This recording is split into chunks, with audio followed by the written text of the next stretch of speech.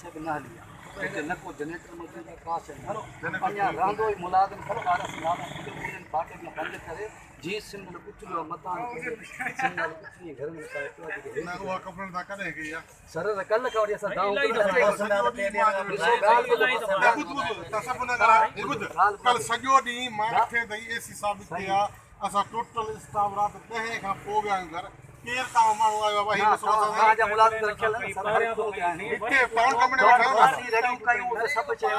कल रमजान सी पाल आयो रमजान चयो सर जमीन ता दिसी जो ना ता जो निमाई जो ता जो है ना ओदा साउंड के चयो सर जमीन दिसी जो न केतरो आ जो पानी ओते पानी वणण ला आयो वो पानी उठने वा घरन में बेवा दीवारी भगियो तो घरन मा पानी कजो तो सर जमीन दीवारी भगी को निसो हली ना सर जमीन असा भगियो ने निसो हली ना सर पाण भगियो सर पानी एटो हूं तो केडा मयो सर साइड में लगा एतरी रंगी हालत जब लाइन होई बीच में रोड जाओ ताने रखना घर जी लो मेहरबानी करता सर पाण वाली जो अगर ये हालत न हो ये हालत न हो तब ता भाई आदमी आ सालों पे उदा मशीन होगा हर क्षेत्र होगा बिजली चालू है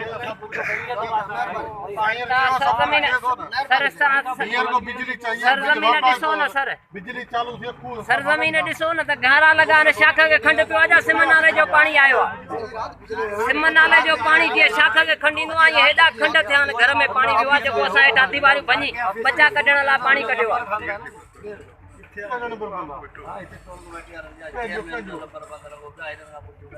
सर इते 3 कलाक थे असा के पीछे इते 2 कलाक ढाई पुछा कयो सभिन के 5 नंबरान का पुछा कयो सर साडी शहर में होता तो पानी जे शहर में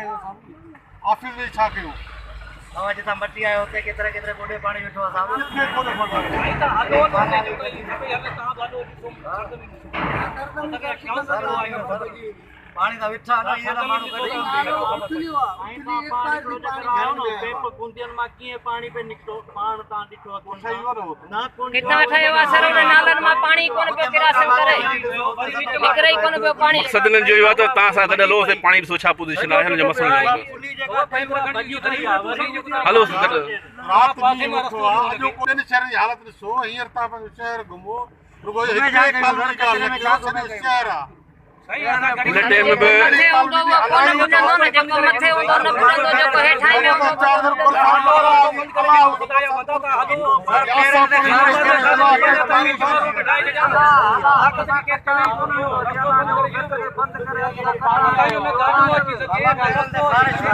करे रात बारिश आ रहा है आज रात में आयो कल आयो केडी दियाल माशाल्लाह बारिश यही बार आयो अल्लाह की रहमत से बसे में तो छाते अल्लाह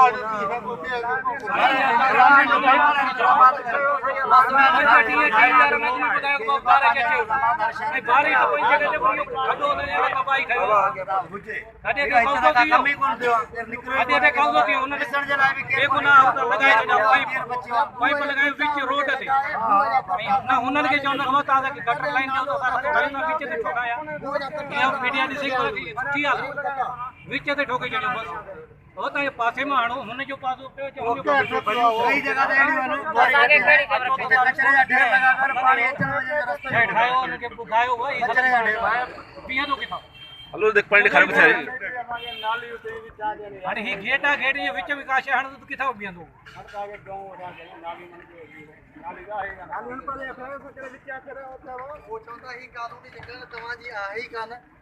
उन टाइम ते ताजी कानूनी असांजी जदे इलेक्शन थींदा बलजा इलेक्शन थींदा सही दान कि भाई ताजी जगह ने कही बस बिजली अचे पता है कोई गलत है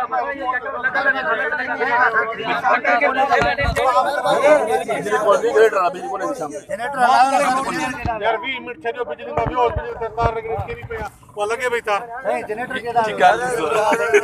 ये बता सके ट्रोनी चाहिए वाला हां ऐसा वही क्यों सर हर जने बोर्ड आई हुई था जनरेटर हुआ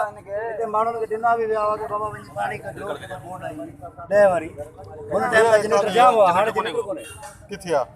कदे क्यों आ जो वो उन ले यार यार इहो ॾिस पब्लिक हेल्थ जो मसइलो आहे असांजो शहर जो मसइलो आहे तव्हांखे ज़ाती ख़बर आहे सॼो मसइलो पब्लिक जे हवाले आहे असांजो कमु आहे उते पहुचाइण हाणे पब्लिक वारा नथा हलाइनि असांजो कमु वरी बि हिन सां गॾु पिया कमु कयूं सॼो कमु पब्लिक तव्हांखे ख़बर बि आहे ज़ाती शहर भले ॿुधे पब्लिक सां न हलाईंदा शहर किथे ॿुधो ॾेखार न भले बीठो आहे कहिड़ी जाते फिर तो मस्जिद में बीठो आहे तो गलाउ ॾेखारिया यही ॻाल्हि आहे माना पब्लिक हेल्थ वारा कुझु न कंदा भले शहर ॿुधंदो रहे लीडर न लाईंदा तो हल बहादुर ॾिस खूह खाली पिया न ही बि हले खूह कमु त हले पियो न कमु बीठो आहे छा शहर भले भरिजे बाक़ी खूह में पाणी न वञे हाणे तव्हां महिरबानी करे